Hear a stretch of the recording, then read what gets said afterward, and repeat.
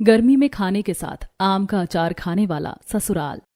अब क्या करूं, घर में तो कोई भी मुझसे बात ही नहीं कर रहा, सब मुझे इग्नोर कर रहे हैं। मुझे नहीं पता था कि ऐसा कुछ भी हो जाएगा। कोई बात नहीं, आज सबको सबकी पसंदीदा खाना बनाकर उसके साथ आम का अचार परोस दूंगी। उसके बाद तो शायद सबका गुस्सा पिघल ही जाएगा। सीमा सबसे पहले आम रस बनाती है और उसके बाद वो सबके लिए गर्मा गर्म रोटी सेक रही थी। साथ में उसने सभी की पसंद से घिया कोफ्ते और कच्चे आम की सब्जी भी बनाई थी। सारा खाना तैयार करने के बाद वो सबको खाना परोस देती है।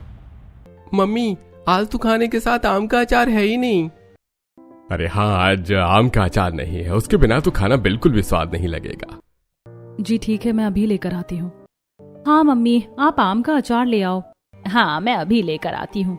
कोई बात नहीं मम्मी जी, मैं ले आती हूँ। सुनीता बिना कोई जवाब दिए रसोई में जाती है और सबके लिए आम का अचार लेकर आती है। इस तरह सभी सीमा को इग्नोर कर रहे थे। ये सब देखकर सीमा को बहुत बुरा लग रहा था। उसके बाद सब आम के अचार के साथ खाना खाते हैं। क्या मैं और कुछ लेकर आऊं? नहीं बेटा, हमने खाना खा लिया है। मेरा भी हो गया। सब खाना खाकर वहां से चले जाते हैं। और आखिरकार सब सीमा को इस तरह इग्नोर क्यों कर रहे थे? ऐसी क्या वजह थी जिसकी वजह से कोई भी उससे बात नहीं कर रहा था? जानने के लिए चलते हैं कुछ समय पीछे।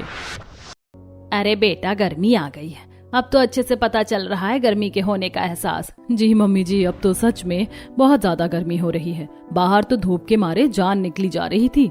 हाँ, अगर ऐसे में कुछ ठंडा खाने पीने को मिल जाए तो मजा आ जाएगा। मम्मी जी, मैं नींबू पानी बनाकर लाती हूँ सबके लिए।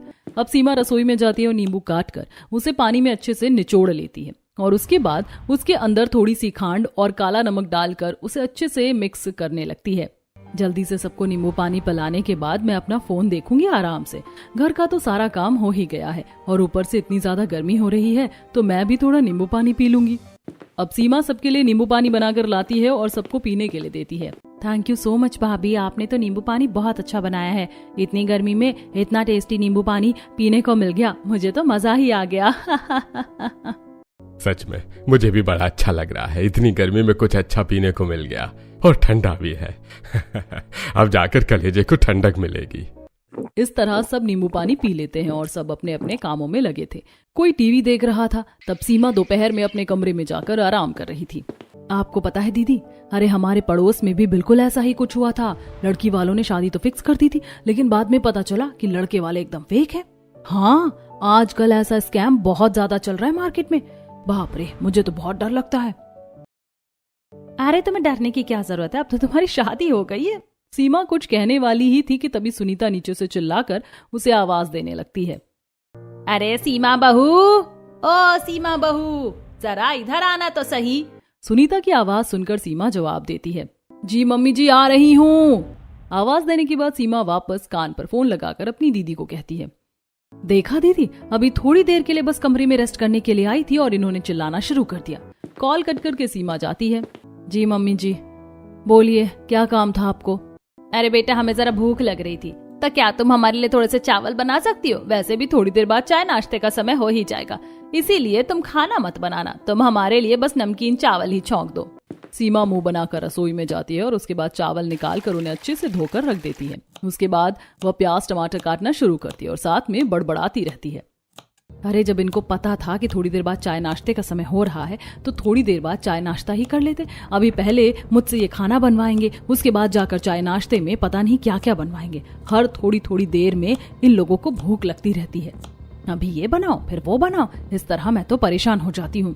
अब इस तरह प्रीति एक कुकर में तेल डालकर उसे गर्म करती है और उसके बाद उसके अंदर प्याज भून लेती है। प्याज भूनने के बाद वो उसमें टमाटर मिर्च डालकर उसके अंदर सारे मिर्च मसाले डालकर उसे अच्छे से पका लेती है। फिर उसके अंदर चावल डालकर कुकर में सीटी लगवा देती है। इस तरह चावल बनकर तैयार हो जाते हैं और सीमा ने साथ में सभी के लिए जीरे वाली छाछ भी बना दी थी, जिसके बाद सभी को खाना परोसा जाता है।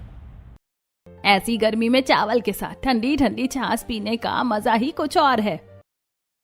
हाँ बेटा, लेकिन हमें आम का अचार नहीं दिख रहा। तुम्हें तो पता है ना, बिना आम का अचार खाए हमारा खाना हजम नहीं होता।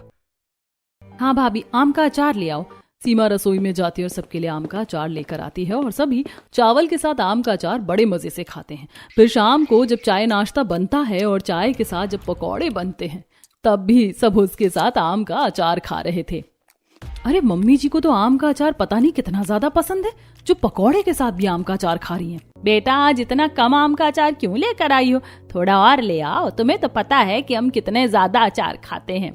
जी बिल्कुल मम्मी जी, मैं इस बात से बिल्कुल अच्छी तरह वाकिफ हूँ, लेकिन आम का अचार खत्म हो गया है, इसीलिए मैं कम लेकर आई।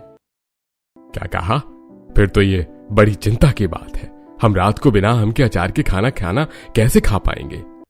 अरे बेटा, तो तुमने हमें पहले क्यों नहीं बताया कि आम का अचार खत्म हो गया? तुम्हें तो पता है कि हम आम का अचार खाए बिना खाने को देखते तक नहीं है। अब अचानक से आम का अचार कहाँ से आएगा? दुकान से आएगा मम्मी जी। बेटा यहाँ शहरों में ऐसा आम का अचार नहीं मिलता जैसा हमें पसंद है, और तुम्हें तो पता ही है कि मेरे घर वाले कितना टेस्टी आम का अचार बनाकर बेचा करते थे। वो पूरे गांव में मशहूर थे और हमारा आम का अचार बहुत ज्यादा बिका करता था। मेरे चाचा जी ही सबसे ज्यादा स्वादिष्ट आम का अचार बनाते थे। वही रेसिपी तो तुझे बताकर मैं हमेशा आम का अचार बनवाती हूँ।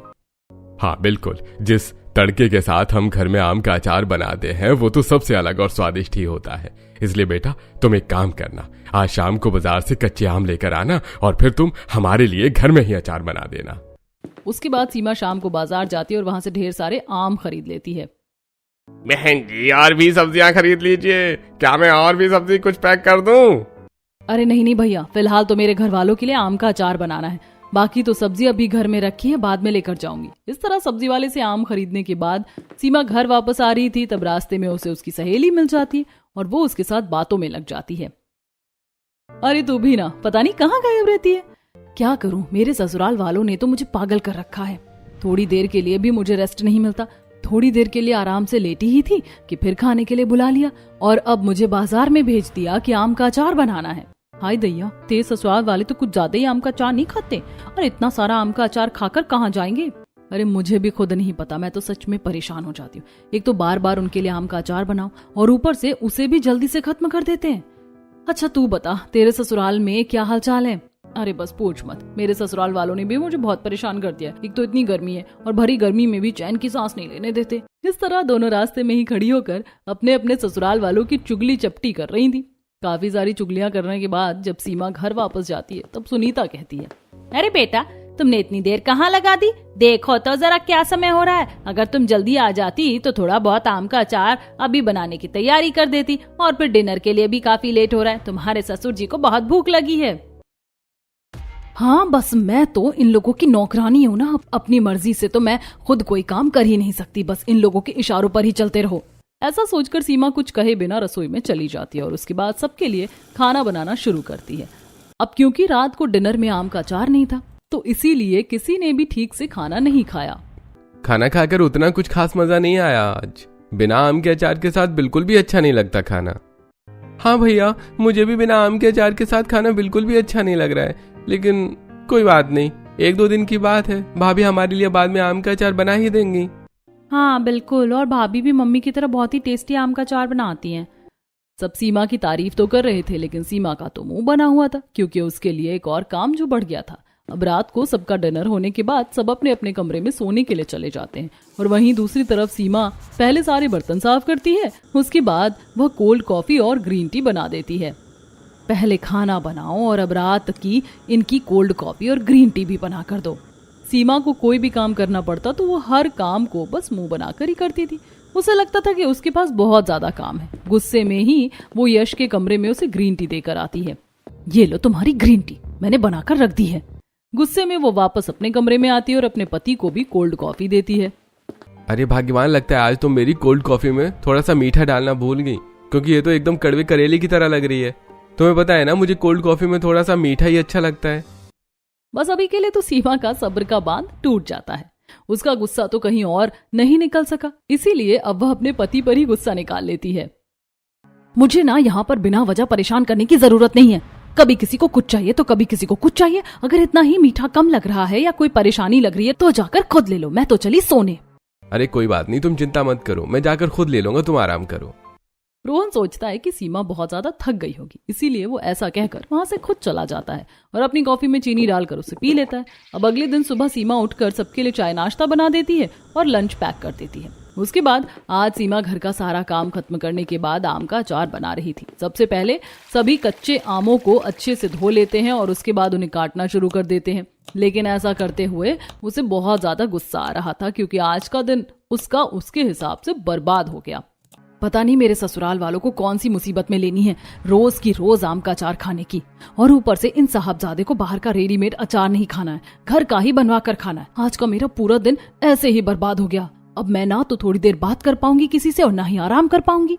उसके बाद सीमा आम काट कर छत पर सुखा देती है और वहीं पर अपनी पड़ोसन से चुगली करना शुरू हो जाती है।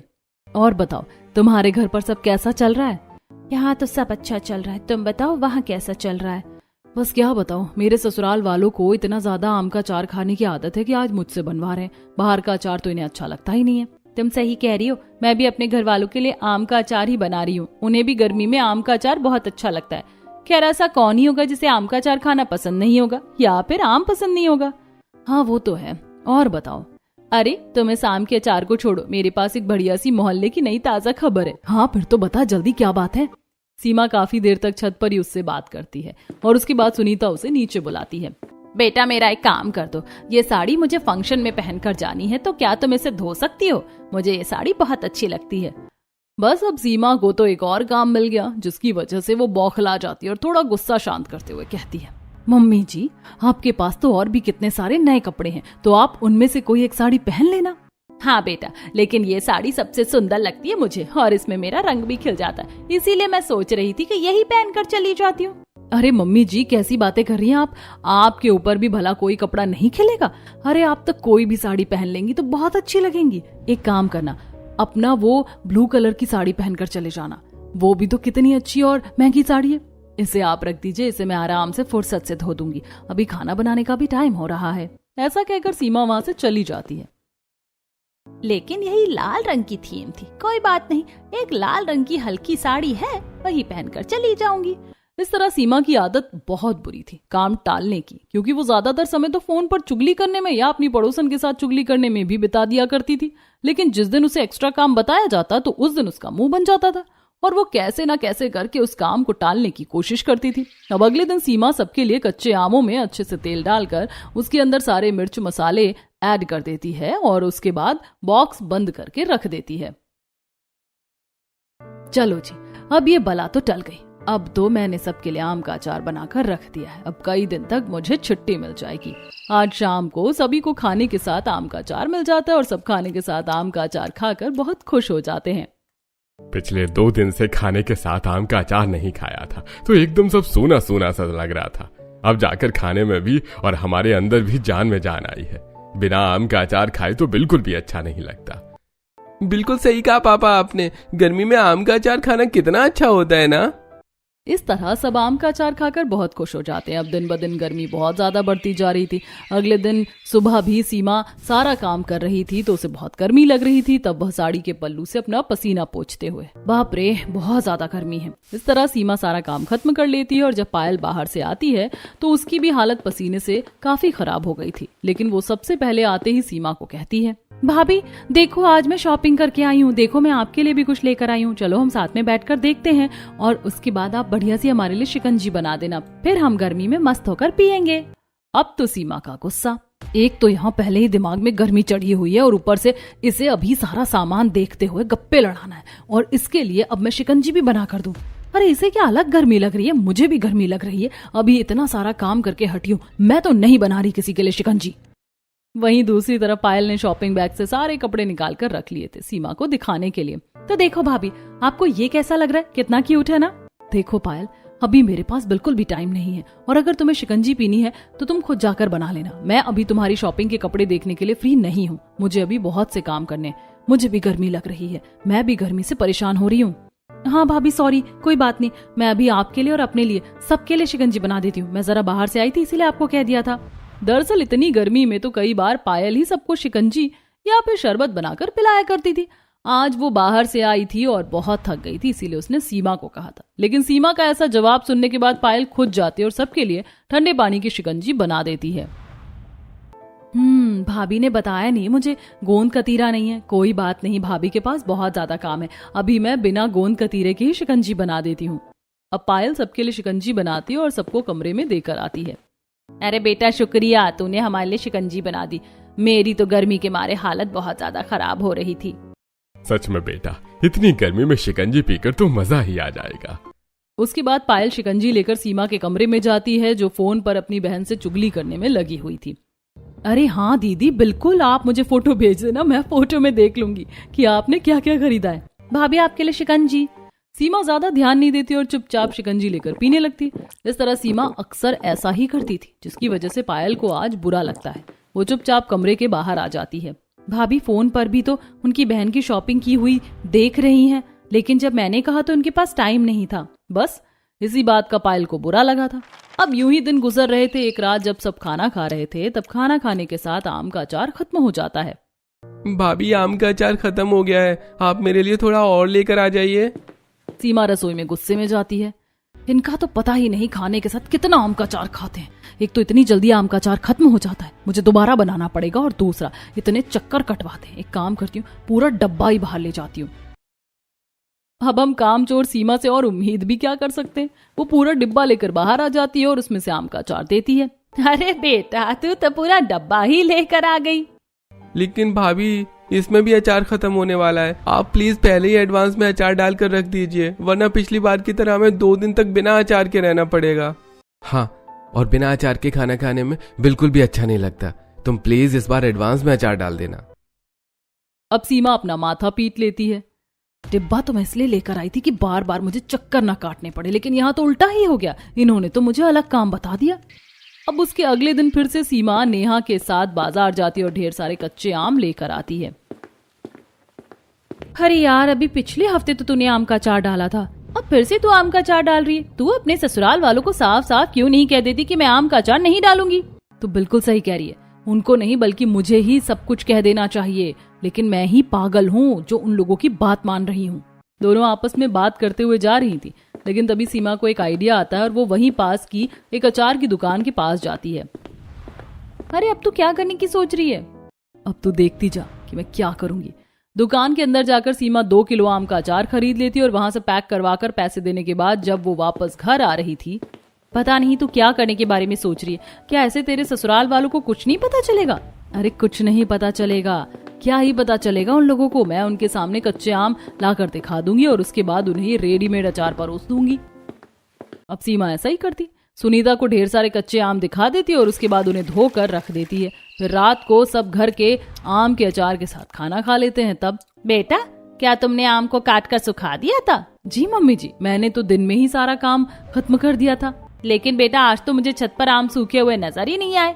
मम्मी जी, आज थोड़ा मौसम खराब हो रहा था, तो धूप जाने के बाद मैंने उन्हें अपने कमरे में पंखे के नीचे सुखा दिया ताकि जल्दी से जल्दी सूख जाए और फिर मैं अचार डाल सकूं।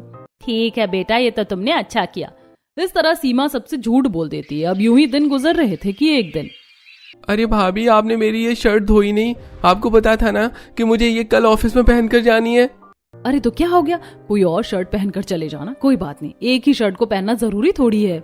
हाँ भाभी, लेकिन देखो यश, अभी मैं बहुत थक गई हूँ, तो अभी इस बात को करने का कोई फायदा नहीं है। वैसे भी अब कुछ नहीं हो सकता। इतना ही है तो तुम भी पहले ध्यान रखा करो। मैं तो जा रही हूँ सोने। इस तरह सीमा कामचोरी की वजह से इन सब चीजों को इग्नोर करती थी और बल्कि अपना समय दूसरों से बातें करने में ही गवा दिया करती थी। सीमा के ससुराल वाले उसकी किसी भी चीज को इतना बारीकी से नहीं देख रहे थे। एक शाम सुनीता अपनी पड़ोसन के साथ बैठी थी। और बता सुनीता, तेरे घर में कितने किलो कच्चे आम आते हैं और उनके कितने अचार बन जाते हैं जो तेरी बहू इतना परेशान रहती है? आखिर तुम इतना अचार खाते ही क्यों हो? माना कि गर्मी में खाने के साथ आम का अचार बहुत स्वादिष्ट लगता है, लेकिन तुम्हें भी थोड़ा ध्यान रखना चाहिए ना। तुमसे ये सब किसने कहा? अरे तेरी बहू हमारी बहू को सब बता रही थी। बाहर वालों से ये सब सुनने के बाद भी, हाँ देख लो, हमारी इस आदत के बाद भी हमारी बहू कितनी अच्छी है जो हमारा इतना ध्यान रखती है और हमारे लिए हमेशा बढ़िया चटपटा आम का अचार बना देती है। एक दिन सीमा सुबह जब नाश्ता बना रही थी, सबको नाश्ता करवाने के बाद जब रोहन बैग लेकर ऑफिस की तरफ जाने लगता है, तब उसे अचानक कुछ याद आता है और वो कहता है, अच्छा तुम मुझे मेरी घड़ी और रुमाल लाकर दे देना। इस बात पर भी सीमा भड़क जाती है। क्या आप कभी अपना काम खुद नहीं कर सकते? इतने छोटे छोटे कामों के लिए बुलाया जाता है किसी को? अरे तो मुझे रुमाल कहीं मिला नहीं था, और तुम जब कमरे में रुमाल लेने जाओगी तो मेरे लिए घड़ी भी ले आना। आपको पता है कि रुमाल अलमारी में ही रखे होते हैं, और जब आप अपने कपड़े निकालते हैं तब भी तो आप इन सब चीजों को निकाल सकते हैं और अपना ध्यान रख सकते हैं ना। लेकिन नहीं, आपको तो बस मुझे ही बेवजह परेशान करना होता है। मुझे तो समझ नहीं आता, मैं जब भी तुम्हें कुछ भी काम बोलता हूँ तो तुम हमेशा इस तरह गुस्से में क्यों रहती हो? क्योंकि मैं आपकी तरह इतनी बल्ली नहीं हूँ और मेरे पास काम करने के लिए और भी बहुत सारे काम हैं। इतना कहकर सीमा गुस्से में रुमाल और घड़ी लाकर रोहन को देती है, और ये देखकर रोहन को बहुत बुरा लगता है और वो चुपचाप वहां से चला जाता है। कुछ दिन बाद जब साथ बैठकर सब खाना खा रहे थे और पुराना घर का अचार बना हुआ जब खत्म हो गया था, तब सीमा ने सभी को बाहर से रेडीमेड लाया हुआ अचार खाने के साथ परोसा था। अरे बेटा, इस अचार में तो बिल्कुल भी अच्छा स्वाद नहीं आ रहा। हाँ बेटा, बिल्कुल अलग अचार लग रहा है। क्या तुमने इस बार ठीक से नहीं बनाया था? नहीं पापा जी, मैंने तो बिल्कुल वैसे ही बनाया था जैसा मैं हर बार बनाती आ रही हूँ। लेकिन पता नहीं बेटा, घर का स्वाद तो इस अचार में आ ही नहीं रहा है। ऊपर से जो हमारी रेसिपी है उसके अकॉर्डिंग तो ये अचार बना हुआ बिल्कुल भी नहीं लग रहा है। हाँ, ऐसा लग रहा है जैसे किसी बाहर से दुकान से खरीद कर लाए हैं। हाँ बिल्कुल, दुकान की तरह ही लग रहा है, कोई खास स्वाद ही नहीं आ रहा। नहीं मम्मी जी, ऐसा कैसे हो सकता है? मैंने आपके सामने ही तो कच्चे आम लाकर ये अचार बनाया है। लग रहा है कि इस बार शायद थोड़ी सी कमी रह गई होगी। कोई बात नहीं, आम का अचार तो अचार ही होता है, इस बार हम थोड़ा सा एडजस्ट कर लेते हैं।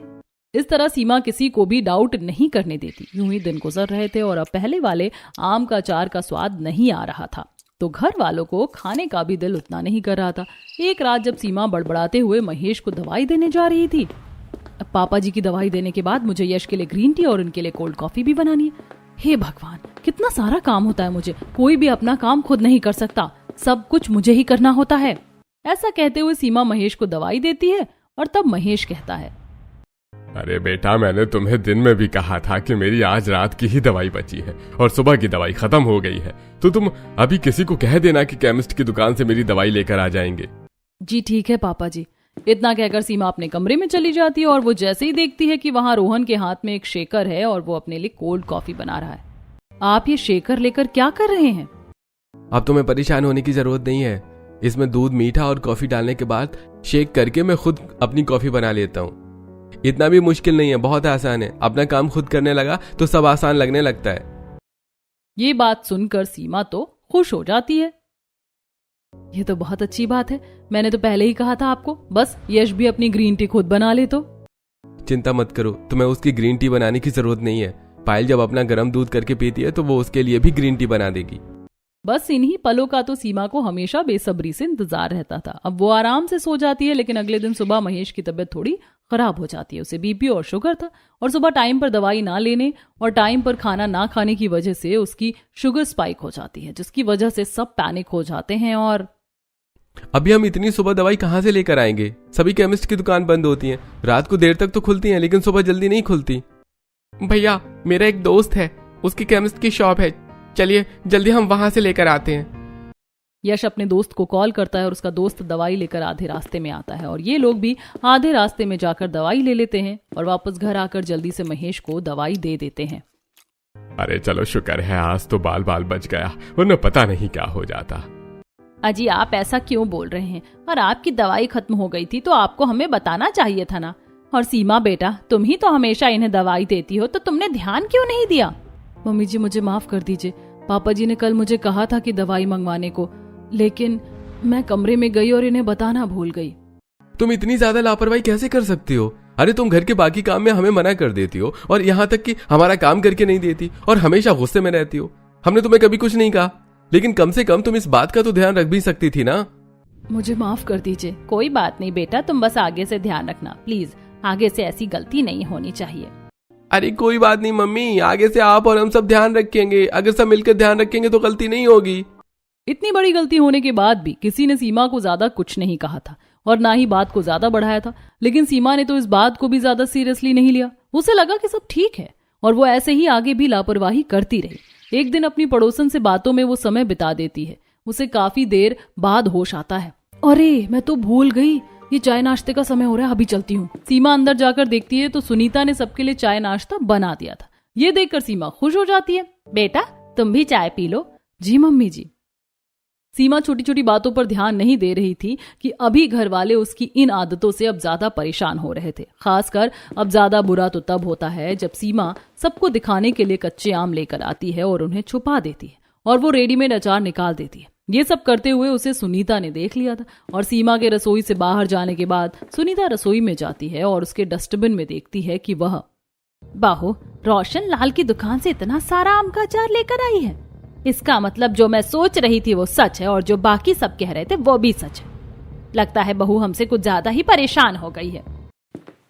अब जो सुनीता थोड़ा बहुत सीमा से बात करती थी, अब सुनीता भी उसे इग्नोर करना शुरू कर देती। अब घर में कोई भी उससे पहले की तरह बात नहीं कर रहा था और ना ही कोई भी अपने काम करने के लिए उसे कहता था। अब सीमा देखती है कि हर कोई अपना काम खुद कर लेता है। शुरुआत में तो उसे ये सब अच्छा लग रहा था और वो ज्यादा समय चुगली में लगी रहती थी, लेकिन जब वो देखती है कि घर में कोई उससे बात ही नहीं कर रहा। एक सुबह, अच्छा अब रुकिए, आपकी घड़ी और रुमाल मैं लेकर आती हूँ। नहीं, कोई जरूरत नहीं है, मैंने अपना सारा सामान खुद ले लिया है। अच्छा पायल, मेरी ना ऊपर फाइल ड्राइंग रूम में रह गई है, तुम लाकर दे दो। जी भैया। पायल ऊपर फाइल लेने चली जाती है, तब सीमा कहती है कोई बात नहीं, मैं लाकर दे देती हूँ। नहीं, कोई बात नहीं। अब शाम को जब पायल शॉपिंग करके घर वापस आती है तब वह गर्मी से परेशान हो गई थी, तो सीमा उसके लिए शरबत बनाकर लाती है। लो पायल, तुम्हारे लिए शरबत। पायल शरबत लेकर पी लेती है। अच्छा, तुम आज क्या क्या लेकर आई हो शॉपिंग करके? चलो साथ में देखते हैं। कुछ नहीं भाभी, मैंने यहाँ पर सारे बैग रखे हैं, आपको जो देखना है देख लीजिए। मुझे अपनी फ्रेंड के साथ कहीं काम से जाना है, मैं चलती हूँ। इतना कहकर पायल वहां से चली जाती है और रात को जब वह सबको खाना दे देती है, मम्मी आज तो खाने के साथ आम का अचार है ही नहीं। अरे हाँ, आज आम का अचार नहीं है, इसके बिना तो खाना बिल्कुल भी स्वाद नहीं लगेगा। जी ठीक है, मैं अभी लेकर आती हूँ। हाँ मम्मी, आप आम का अचार ले आओ। हाँ मैं अभी लेकर आती हूँ। कोई बात नहीं मम्मी जी, मैं ले आती हूँ। सुनीता बिना कोई जवाब दिए रसोई में जाती और सबके लिए आम का अचार लेकर आती। इस तरह सभी सीमा को इग्नोर कर रहे थे। इन सबसे परेशान होकर सीमा रोते हुए रोहन को कहती है, हर कोई मुझे इतना ज्यादा इग्नोर कर रहा है। तब रोहन सीमा को सारी बात बताता है कि किस तरह वह बाहर उन लोगों की चुगली करती है और सबसे बात करने के लिए तो उसके पास बहुत समय होता है, लेकिन घर वालों के काम करते समय भी उसे गुस्सा आता था और उनसे बात करते हुए भी। अब हमने सोचा कि तुम्हें हमारा काम करते हुए परेशानी हो रही है, तो क्यों ना हम अपना काम खुद कर लें। इस तरह सीमा को अपनी गलती का एहसास होता है और अगले दिन वो अपने व्यवहार के लिए सबसे माफी मांगती है। आप सब मुझे माफ कर दीजिए, मैं आगे से ऐसा बिल्कुल नहीं करूंगी। मुझसे बहुत बड़ी गलती हो गई, मुझे इस तरह आप सबको इग्नोर नहीं करना चाहिए था। चलो, अगर घर का भूला शाम को लौट कर घर आ जाए तो उसे भूला नहीं कहते। अगर तुम्हें अपनी गलती का एहसास है तो ठीक है, लेकिन इस बार छुपाकर बाहर से अचार मत लाना, क्योंकि मैंने बना लिया है। ये सुनकर सीमा को और ज्यादा शर्मिंदगी महसूस होती है। माफ कर दीजिए मम्मी जी, लेकिन आगे से ऐसा नहीं होगा। अब मैं खुद आप सबके लिए सब बनाऊंगी। इस तरह सीमा सबसे माफी मांगती है और शाम को सबकी पसंद का खाना बनाती है। अब वो घर वालों के काम बताने पर गुस्सा नहीं होती थी और ना ही उन्हें इग्नोर करती थी। अब वह सबके लिए और भी प्यार से आम का अचार बनाती और सबको खिलाती है।